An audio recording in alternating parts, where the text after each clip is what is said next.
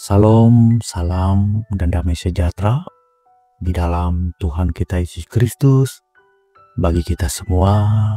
Bersama saya, Pendeta Beni Baguna, yang bertugas dan melayani di Resort GKE Tanah Laut. Dasar firman kita sebagai renungan ditulis di dalam Perjanjian Lama, Kitab Yeremia pasal yang kedua, ayat 1 sampai ayatnya yang ke-13. Dan secara khusus, saya berfokus pada ayatnya yang ke-13. Sebab 2 kali umatku berbuat jahat. Mereka meninggalkan aku, sumber air yang hidup, untuk menggali kolam bagi mereka sendiri, yakni kolam yang bocor, yang tidak dapat menahan air. Amin. Adapun tema yang saya angkat pada renungan ini, jangan salah menggali. Sahabat setia BSJD yang dikasihi Tuhan, dalam bacaan ini secara keseluruhan merupakan teguran keras, namun sekaligus juga sebuah cermin bagi umatnya, di mana sebelumnya Tuhan mengingat kembali kasih mula-mula Israel. Mereka pernah mengikuti Dia di padang gurun. Meski penuh keterbatasan, tetapi mereka percaya penuh bahwa Tuhan sanggup memelihara. Sehingga nampak itu adalah masa yang indah ketika kasih dan kesetiaan umat masih murni di hadapan Allah. Tetapi keadaan itu tidak bertahan. Israel mulai melupakan kebaikan Tuhan. Sehingga Tuhan bertanya, apakah kesalahan yang nenek moyangmu dapati padaku, sehingga mereka menjauh daripadaku? Sehingga jawabannya jelas, tidak ada kesalahan pada Tuhan, sebab Ia adalah Allah yang setia, tetapi umat yang berbalik. Bahkan para imam, pemimpin, dan nabi pun ikut melupakan Dia. Sehingga pada puncaknya, di bagian ayat yang ke-13, Tuhan mengatakan, umatku telah melakukan 2 kali kejahatan. Mereka meninggalkan aku, sumber air yang hidup, untuk menggali kolam bagi mereka sendiri, yakni kolam yang bocor yang tidak dapat menahan air. Sehingga sahabat setia BSJD, inilah inti daripada persoalan. Mereka meninggalkan sumber air hidup, lalu salah menggali. Secara logika, mungkinkah orang meninggalkan mata air yang besar, jernih, dan melimpah hanya untuk menggali sumur yang ternyata bocor? Sungguh tidak masuk akal. Namun, inilah yang dikatakan Tuhan tentang Israel. Mereka menukar Allah dengan berhala. Dan pertanyaannya, mungkinkah mata air itu tiba-tiba kering? Tidak. Sebab sumber air hidup itu adalah Allah itu sendiri. Dia tidak pernah berhenti mengalirkan kasih dan berkat. Jika ada kekeringan, itu bukan karena Tuhan berhenti bekerja, melainkan karena umat menjauh dari Dia. Disinilah pesan itu juga menyentuh kita semua, para pendengar yang setia.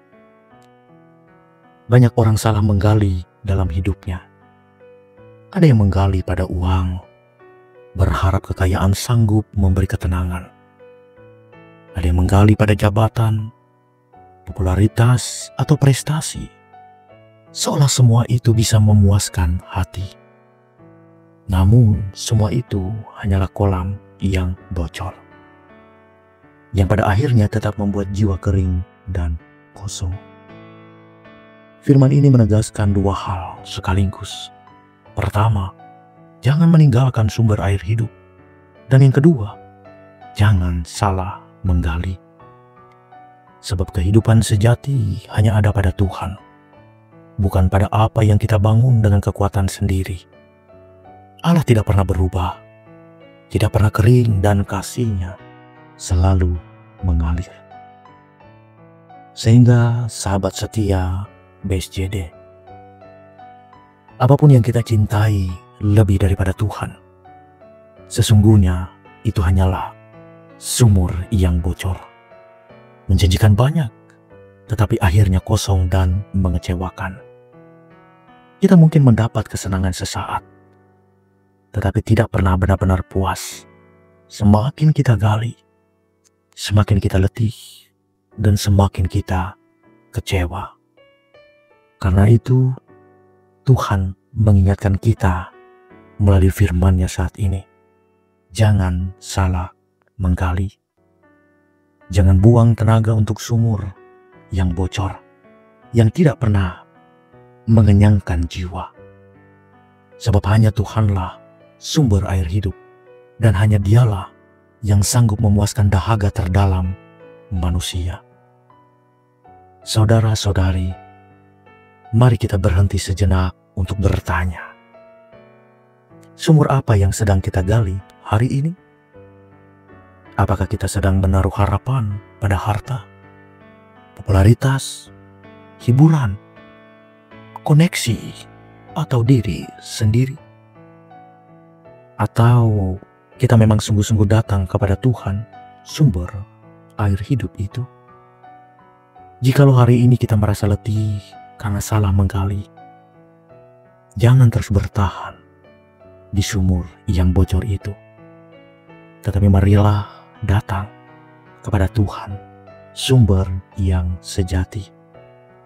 Hidup tanpa Tuhan hanya akan kering dan hampa. Tetapi hidup bersama Tuhan akan segar, penuh makna, dan mengalir untuk menjadi berkat bagi orang lain. Karena itu, mari jangan salah menggali. Arahkan hati kita kepada Tuhan dalam Yesus Kristus, Sang sumber air hidup yang memuaskan jiwa kita untuk selama-lamanya. Tuhan Yesus memberkati firman-Nya bagi kita. Amin. Mari kita berdoa. Terima kasih ya Tuhan, karena Engkaulah sumber air hidup yang sejati. Ampunilah kami bila sering mencari kepuasan dari dunia ini, dan tuntunlah kami untuk kembali setia kepadamu. Biarlah firman yang kami dengar hari ini tinggal diam dalam hati, menjadi kekuatan dan pengharapan dalam hidup kami. Dalam nama Yesus Kristus, kami telah berdoa. Amin.